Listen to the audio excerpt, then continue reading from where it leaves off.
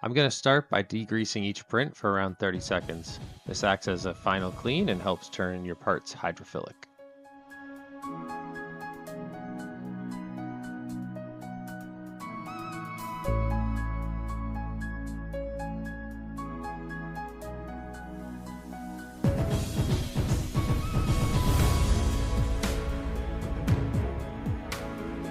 The surface activator acts as an acid dip that also deposits a fine layer of nickel onto the part's surface.